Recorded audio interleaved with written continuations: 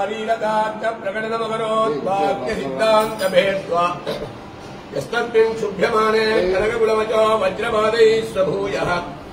साक्षादुत्प्रेक्ष्यमानो भगवतिजेता श्रीनिवासो इतीन्द्रः तमसुप्रभातमरुणाब्जलोचने तरुणेन्दुबिम्बवदनैकमोचने शरणागतात्तिहरणाय दीक्षिते करुणार्धौकवरुणालयेक्षिते तमसुप्रभातममयेन्द्रसुन्दरी करवल्लभाग्रकलितोर्माहिनी शननुक्षहस्रद्विताङ्गसौभगे कनकाञ्छितोर्मणिकुण्डलाञ्छिते तव सुप्रभातमधुरारिवल्लभेन्द्रवल्लभाग्रधरधीधरोर्घे करवल्लभाग्रजलजातकुट्मले कविकोटिभाति गुरुविन्दमौलिके तव सुप्रभातमखिलार्थिमञ्जलि प्रणतार्थि भक्तिजनहितरञ्जलि वरदामणीय विदितात्मवैभवप्रियवक्त्रचन्द्रस्य गौर्लोहने देवाश्चतुर्मुखपुरन्दरशङ्कराध्याः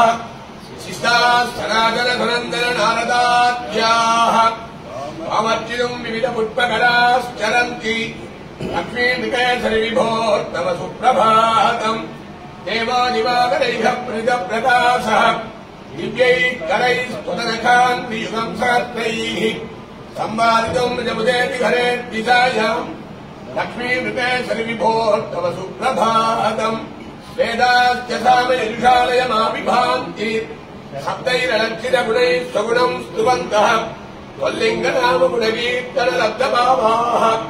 लक्ष्मीकेसरिविभोर्तव सुप्रभातम् विभ्राप्तनिश्चितगरिष्ठगुणक्रियाध्याः स्नाता विशुद्धमनतोर्मलैर्वचोभिः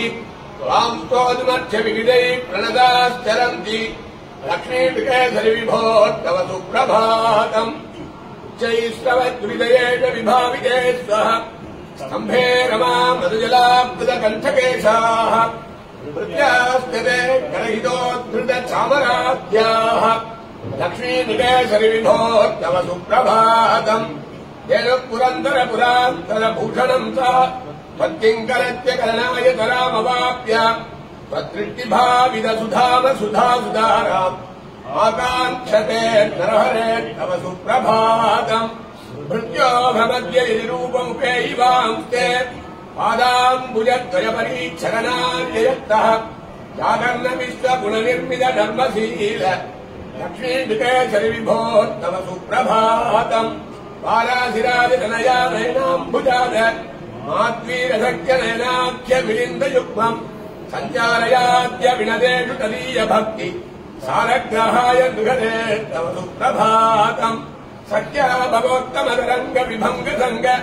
तुङ्गाङ्गनीतमणिच्छरिमोत्तरङ्गे रङ्गे विहाय ऋषिमत्र विराजसे त्वम् श्रीरङ्गनायक विभोर्तव सुप्रभातम्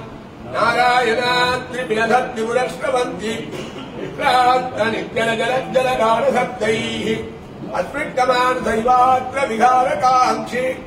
अम्बासि वेङ्कटपदे तव सुप्रभातम् गोपीगृहान्तरमकल्पितमन्तनात्र अय्यङ्गवीरयदि कल्पितनृत्यजातम् अद्याविदत्यनिघटत्रिबोधितान् रूपो यदुत्तमविभोर्तव सुप्रभातम् इत्थम् रमान् मृगनिरङ्गदुरीनशेष शैलेन यादवकुलाधिप सुप्रभातम् भक्त्या परम् विदनता किल चातुभाव्यम् श्रीश्रीनिवासनिगमान्तयतिर्विशुद्धः श्रीमदे श्रीवंशनवो श्रीरङ्गनाथयतीन्द्र